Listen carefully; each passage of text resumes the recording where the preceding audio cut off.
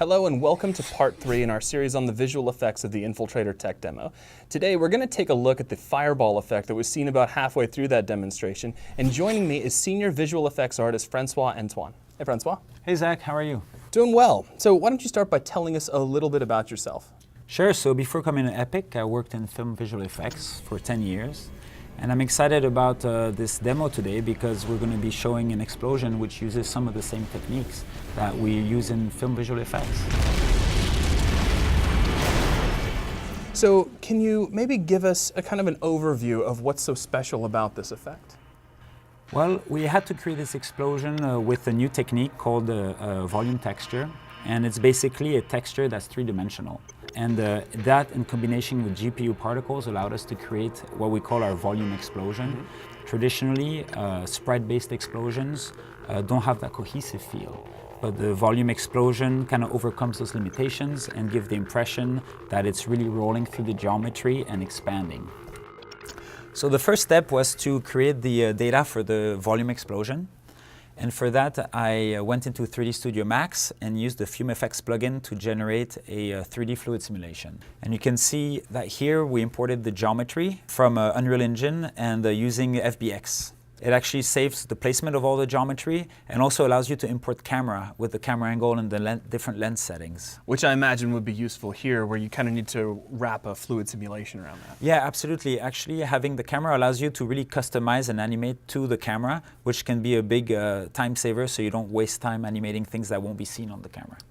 Once we have the explosion going, what I did is that I rendered 10 cross-sections of the fluid simulation from a top-down point of view. And you can see that each of these cross-sections is represented by the volume between each of these planes. So these are now rendered out, and one of the cross-sections looks just like this. And you could actually see inside the explosion right there, because this is a middle cross-section.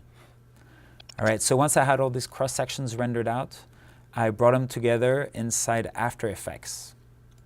And over here you can see on the left here, I have all 10 cross-sections stacked on top of each other. This was just a way to test to make sure that there were no rendering artifacts or shadows from one layer into another. And it was to make sure everything was properly sorted before bringing that information into Unreal Engine. So now we're going to import each of these slices as a sub-UV texture.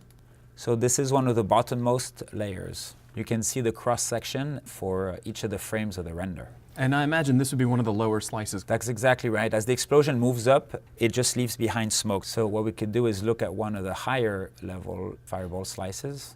And you can see here that you have nothing in the beginning because the fireball hasn't reached that area of the fluid simulation. Right. And then the top cross-section is right here.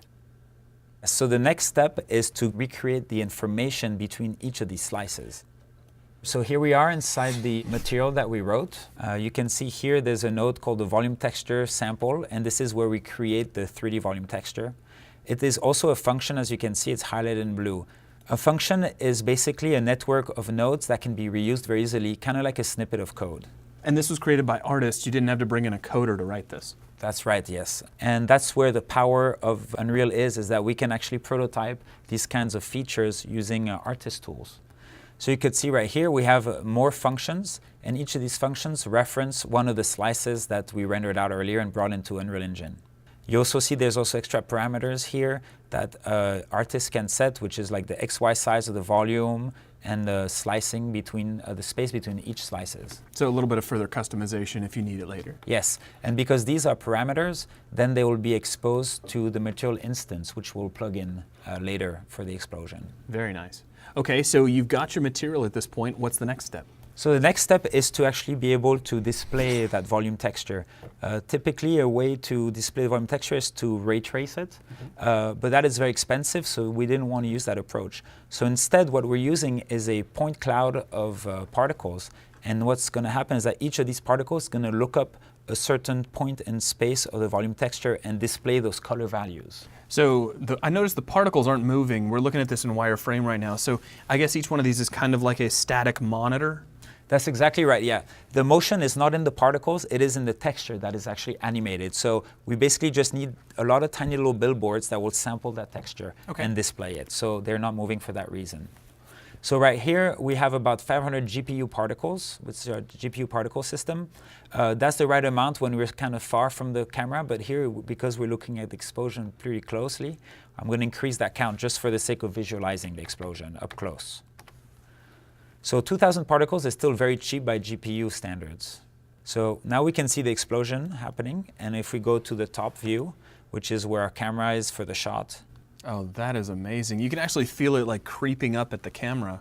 Yes, and that's exactly the feeling we wanted. That's something we don't traditionally get with regular 2D sprite explosions because they don't have that coherence between each other and they don't have this kind of growing volume. Very nice. So because it's made of slices, if you switch to the side view, you'll be able to see what our material is doing. You can see each of the 10 slices in effect here, and you can see our material is creating interpolated data between each of these slices. So in effect, we're recreating the explosion accurately from the top down, but using more efficient interpolated data where we don't need the detail. Right, so it's not going to be perfect from all angles, but you've still got a wide range of visible areas and a lot of motion and depth in the overall effect. Exactly. If we needed to see this explosion from the side, we probably would have increased the quality, the number of slices, or used a different technique altogether. But for what we need, which is some subtle parallax and that rolling motion, this is just the right fit for that shot. Awesome. So you can see here on the output of our volume texture node, we're plugging into the black body node. What's special about the black body node is that it takes in a temperature in Kelvin and returns a color. And in effect, this allows us to color explosion in a more realistic way. No more, I guess, having to fight and figure out what the best color for fire is.